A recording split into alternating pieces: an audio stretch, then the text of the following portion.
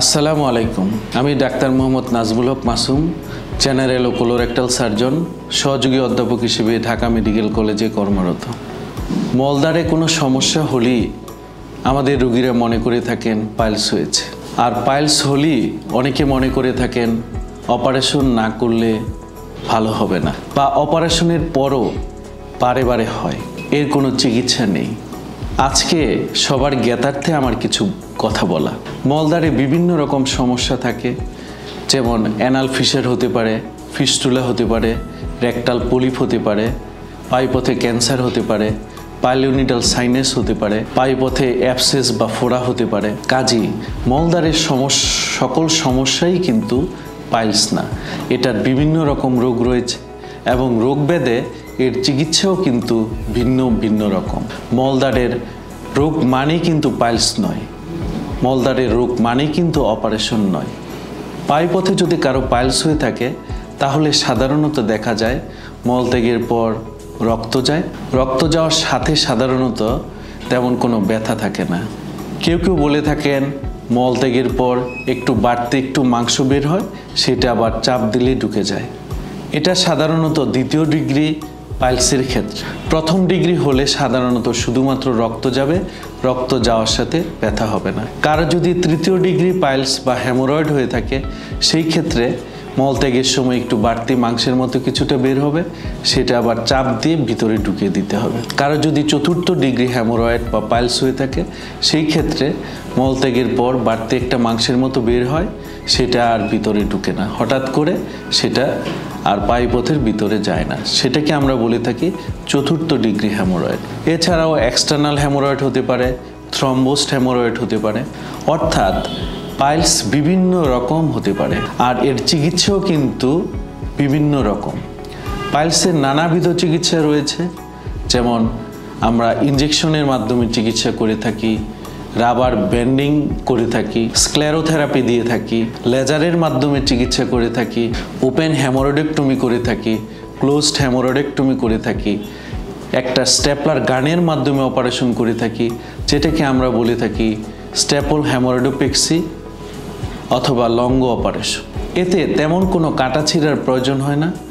কারো যদি third degree haemorrhoid বা পাইলস হয়ে থাকে, অর্থাৎ মলত্যাগের পর বাড়তি একটু মাংসের মতো বের হচ্ছে চতুর্দিক দিয়ে এবং সেটা চাপ দিয়ে ভিতরে ঢুকিয়ে দিতে হচ্ছে, প্রচুর পরিমাণে রক্ত যাচ্ছে, ঔষধ খাওয়ার পরও ভালো হচ্ছে না, সেই ক্ষেত্রে আমরা কাটাছিঁড়া ছাড়া, অর্থাৎ বাইরে কোনো কাটা হয় না, স্টেপলার গানের মাধ্যমে মলদ্বার থেকে একটু উপরের দিকে কিছু মাংসপিণ্ড কেটে নিয়ে আসি, যেটা স্টেপলার গানের মাধ্যমে জোড়া লেগে যায়, যেটাকে আমরা স্টেপল হেমোরয়েডোপেক্সি বলে থাকি। এটা ছাড়াও আমরা লেজারের মাধ্যমে অপারেশন করে থাকি।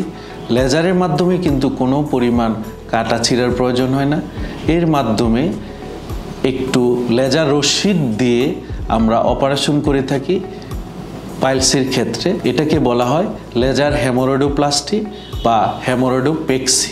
কখনো কখনো যদি পাইলসের পরিমাণটা খুব বেশি হয়, সেই ক্ষেত্রে আমাদের মিউকোপেক্সিও করতে হয়। এটা ছাড়াও Doppler guided haemorrhoidal arterial ligation এটাও করা হয়, কারণ পাইলসের বিভিন্ন প্রকারভেদ রয়েছে এবং এর চিকিৎসাও ভিন্ন ভিন্ন রকম। এটা নির্ভর করবে তার কী রকম পাইলস হয়েছে এবং সেটার সিদ্ধান্ত নেবেন চিকিৎসক। মলদ্বারের পাইলস যদি কারো হয়ে থাকে, অধিকাংশ ক্ষেত্রে কিন্তু এটার অপারেশনেরও তেমন কোনো প্রয়োজন পড়ে না। শতকরা 90% ক্ষেত্রে আমরা শুধুমাত্র খাদ্যাভ্যাস পরিবর্তন করে, প্রচুর পরিমাণে শাকসবজি ফলমূল খেয়ে, নিয়মিত কায়িক পরিশ্রম করে, প্রতিদিন প্রত্যুষে মলত্যাগের অভ্যাস করে এই পাইলসকে নিয়ন্ত্রণে রাখতে পারি।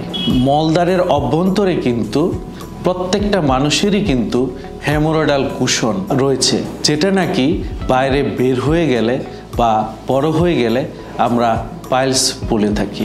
এটার কাজ হচ্ছে মলটা ধরে রাখতে সাহায্য করে, কারণ পাইলস হলে কিন্তু অপারেশন নয়, এটা ঔষধের মাধ্যমে কিছু নিয়মকানুন মেনে চলে 90% ক্ষেত্রেই এটাকে অপারেশন না করে থাকা যায়।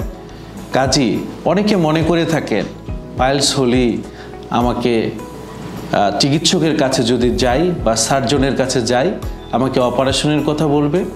এবং অপারেশন করলে এটা থেকে ভালো হওয়া যায় না, বারে বারে হয়। আমি মনে করি কোনো একজন দক্ষ সার্জন যারা এই বিষয়ে কাজ করে থাকেন তারা যদি সঠিকভাবে সিদ্ধান্ত নেন, 90% ক্ষেত্রে পাইলসের চিকিৎসার ক্ষেত্রে কোনো রকম অপারেশনের প্রয়োজন হয় না।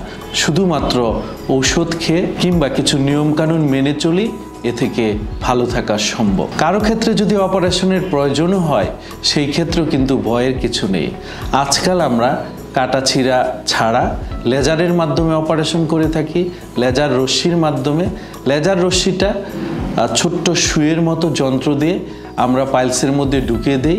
এতে করে পাইলসের যে অংশ থেকে রক্ত যেত কিংবা যে অংশটা ফুলে বের হয়ে যেত সেটা আস্তে আস্তে সংকুচিত হয়ে যায়, রক্ত পড়া বন্ধ হয়ে যায় এবং রোগীরা এ থেকে কাটাছিঁড়া ছাড়াই একদম ভালো হয়ে যায় এবং তার ড্রেসিংয়ের প্রয়োজন হয় না, তার মলদ্বারে বিশেষ কোনো ক্ষত হয় না, কষ্ট হয় না। অপারেশনের একদিন পরেই সে অফিসে যেতে পারে, স্বাভাবিক কাজকর্ম করতে পারে। কাজেই কার যদি পাইলস হয় আপনারা ভয় পাবেন না, আপনারা চিকিৎসকের শরণাপন্ন হবেন এবং চিকিৎসক আপনার পাইলস হয়েছে কিনা আপনার মলদ্বারটা পরীক্ষা করে digital rectal examination, proctoscopy, ক্ষেত্রবিশেষে colonoscopy করে সিদ্ধান্ত নেবেন।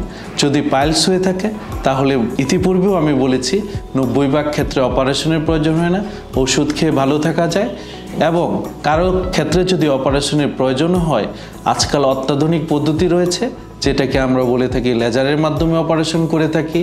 কাটাছিঁড়া বা রক্তবাতবিহীন অপারেশন, ব্যথামুক্ত অপারেশন, স্ট্যাপল হেমোরয়েডোপেক্সি করে থাকি, যাতে আপনার কোনোরূপ কষ্ট হবে না, আপনি ভালো থাকবেন এবং এ থেকে সম্পূর্ণ নিরাময় লাভ করবেন। পাইলস হলে বারে বারে অপারেশনের প্রয়োজন নেই। আমরা যে সমস্ত রোগীর অপারেশন করেছি তাদের সফলতার হার প্রায় 98 ভাগের চেয়েও বেশি। কাজে আপনি ভয় পাবেন না, ভালো থাকেন, সুস্থ থাকেন। ধন্যবাদ।